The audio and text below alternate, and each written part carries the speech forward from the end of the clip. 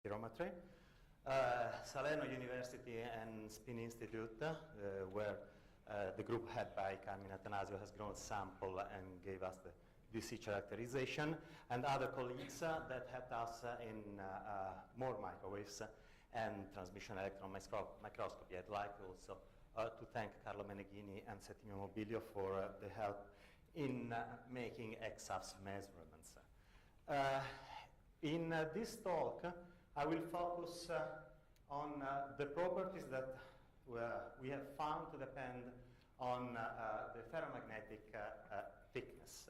So I'll spend a few words on the samples, and I will talk about the evolution of the superfluid as measured at microwaves in the conventional measurements of the shift of the London penetration depth, and in the less conventional estimate, not a measure, from the pinning energy in the vortex state. Then I will reach the behavior of quasiparticles as measured in the vortex state by means of the flux flow resistivity, and spend a couple of words on the role of disorder in niobium, if any, as measured by extended X-ray absorption spectroscopy, and then switch to my summary. Okay, first, couple of slides on the samples. The samples have been grown by ultra-high vacuum magnetron sputtering, and they have been grown for us especially on sapphire substrates because silicon is particularly nasty at microwaves, and the roughness is quite good, as 0.6 nanometers. We have measured niobium samples as a reference at 20-30 nanometers of thickness, and tri-layers of niobium, palladium, nickel, niobium of nominal niobium thickness of 15 nanometers that sandwich 1 to 9 nanometers of ferromagnet. The characteristics of the ferromagnet are reported there. The important thing is that the Curie temperature is around 200 Kelvin, a little bit less, 185, and the ferromagnetic coherence length is in the nanometer range as expected, between 3 and 4 nanometers. Magnetization is in plane. This is the typical behavior of the critical temperature as a function of the thickness of the ferromagnetic layer. And here you can see that the green dots have been measured at microwaves. Violet undergone to X-ray absorption for structural properties. We had a few TM measurements here, and DC for everything. Okay, the transmission electron microscopy shows basically that niobium remains crystalline even when you add the layer in between. We have some diffusion of palladium into the bottom niobium, but we will see that this palladium does not go everywhere, just has some columnar defect. Palladium nickel, by contrast, is completely amorphous. Okay, so why microwaves and which techniques we used? In zero applied field, what you get is essentially the physics of the superfluid. You can put things in several ways, as the complex conductivity, as the screening, whatever you want. The important thing is that you can measure the temperature dependence of the superfluid density. I insist on the fact that you measure the change of the screening, so you don't measure the absolute London penetration depth or superfluid density. You measure the temperature variation with respect to some reference temperature. You also have to take into account that in thin films such as ours, the penetration depth you measure is an effective penetration depth, which is not exactly this one, but it is simply related to the geometry, to the London penetration depth. The technique we used is quite conventional. This is a dielectric resonator made of rutile to make things compact. It works at around 8 gigahertz. And what we measure is the change of the resonant frequency and the Q factor as the temperature varies. In the temperature range where we operate, Kelvin, rutile is extremely stable. It is not above 20 or 20 Kelvin, but in this temperature range it is very stable. And from the variation of Q, you have the losses, and see that you have the real part of the resistivity because of the thinness of the sample. From the shift of the resonant frequency, you get the shift of the effective London penetration depth. This system can be used also in magnetic field, I mean in the vortex state. In the vortex state, a very powerful quantity is the frequency-dependent vortex complex resistivity.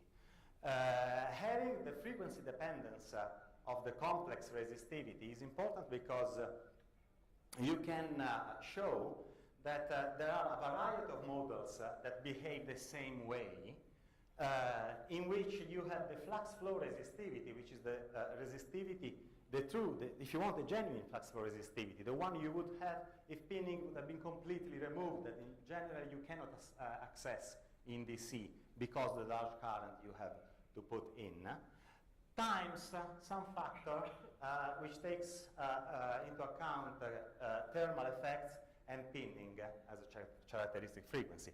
This is the typical theoretical curves. The plateau of the real resistivity, the red curve, as a function of the frequency, is directly the flux flow resistivity. And this is related to the quasi-particle relaxation time in the vortex core. So by measuring the flux flow resistivity, you can have information on quasi-particles. By contrast, this is a little bit less direct, but if you measure this sort of mid-curve frequency with some simple algebraic manipulation, you can get the pinning constant. And the pinning constant, through very general models which involve the elastic energy of the lattice, is related to the superfluid density. So independently and in a different state, in the vortex state, you can have an estimate, I wouldn't call it a measure, but an estimate of the superfluid density in a totally different way. What we use as a technique is the Corbino disk, which is basically a termination of a coaxial line. So in principle it is very simple. Technically it is a nightmare, but anyway, it can be done. These are typical curves that we obtain for the real part of the resistivity as a function of the frequency. And you can see that these are very, very well described by this very simple model. Thus, this is the scenario in which we made measurements. So let me first expose the results for the superfluid. First, in the Meissner state, if you want, without applied field, say, and with an externally applied field after. This is typical measurements of the shift of the resonant frequency in niobium and the shift of the resonant frequency in the tri-layers here with the 8 nanometers of the ferromagnetic layers. It is immediately apparent that this curve is much smoother than this one. And if you convert this in the effective penetration length, which is the effective London penetration depth, which is reported below, and you can try to fit the shift of the effective penetration depth, you can have a very nice BCS 30 feet in niobium as expected, but you absolutely cannot have a BCS fit in the tri-layer. You could have been said this immediately from the data. This is too smooth to be a BCS, which is a very sharp curve. So niobium conventional BCS, tri-layer with thick ferromagnet, no BCS. These are the data for niobium, 2 nanometers ferromagnet layer in between, 8 nanometer, 9 nanometer. So all the tri-layers show a smoother dependence. Interestingly and strangely, the 2 nanometer the 2 nanometer sample has a sort of crossover when you increase the temperature from the smooth behavior typical of the other trilayers to the sharper behavior typical of niobium, close to TC. I'd like to stress that this green curve is the superposition of 2 independent, two different measurements. It is very repeatable. So something certainly happens for the 2 nanometers sample. This is not a double transition. A double transition, if you look at the losses instead of the screening, a double transition should give you a double plateau. Here you have a peak. This is definitely not a double transition. A double transition would have something like this, that, and then continue to the critical temperature. Superfluid density in the vortex state. So estimate from the pinning constant. I took the maximum pinning constant at different temperature, and from the maximum pinning constant, I balance the elastic energy with the condensation energy. This is an estimate. The condensation energy contains the thermodynamic critical field, but the upper critical field is independently measured, so you get an estimate of the condensate.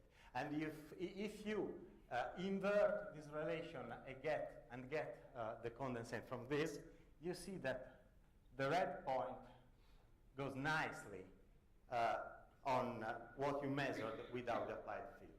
So when transformed in shift of the effective, etc., penetration depth. So this is quite reliable, at least to a scale factor.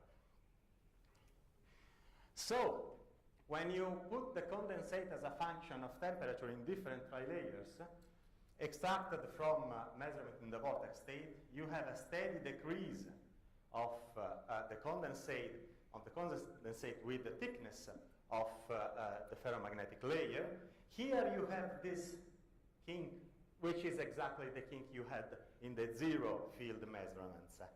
And you see that at least up to 2 nanometers, there is a steady decrease of the condensate.